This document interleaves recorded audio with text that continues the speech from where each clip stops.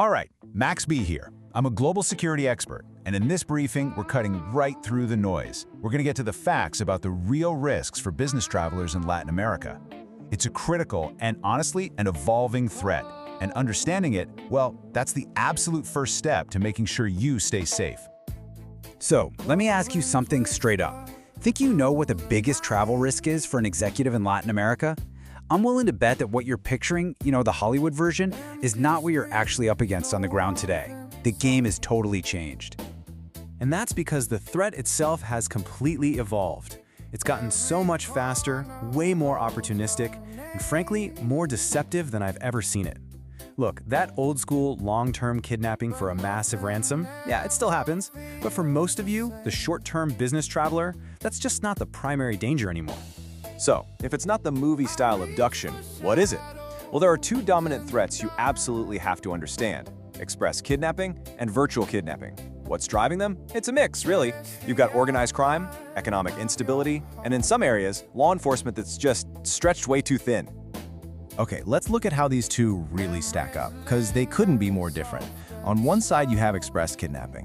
This is a physical abduction, and it's brutally efficient. We're talking a few hours, tops. Just long enough for them to force you to empty your bank accounts at a bunch of different ATMs. And it can start with something as simple as getting into the wrong taxi. The goal is quick cash. On the other side is virtual kidnapping. This one is pure deception. There is no physical abduction at all.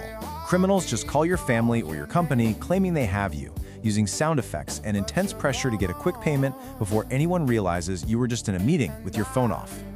And this is where you really see the contrast with that traditional kidnapping for ransom. That's the one we all see in the movies, a carefully planned abduction of a high-value target, a huge payout, and long, drawn-out negotiations. While it's a very real risk in some regions, it's just far less common for the average business traveler than the two methods we just discussed. So, where are these threats most concentrated?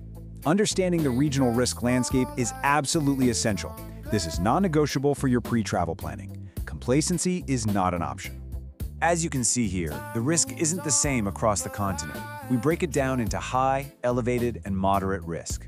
In high-risk countries like Mexico, Venezuela, and Haiti, the threats are widespread and sophisticated.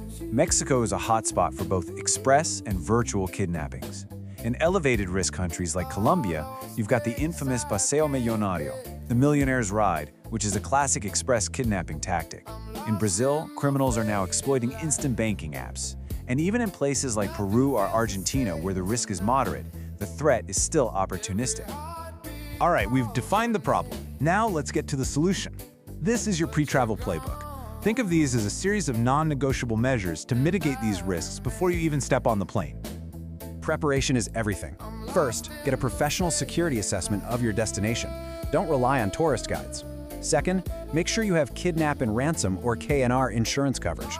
Third, and this is a big one, always use vetted drivers and secure vehicles. Fourth, keep your travel plans private. Stop broadcasting your itinerary on social media. And finally, clean your digital devices. The less personal information that's out there, the smaller a target you are. Once you're on the ground, vigilance is key. Maintain a low profile. This is not the time to be flashing expensive watches or electronics. Stay alert. Be aware of your surroundings. We call it situational awareness. Vary your routes and your timing if you can. And please, I cannot say this enough, never ever flag down a random taxi on the street. Lastly, choose your hotels wisely. Make sure they have proven security standards. That strange call to your room late at night, it could be a security probe. Now we have to address the worst-case scenario. What happens if, despite all the precautions, you are abducted?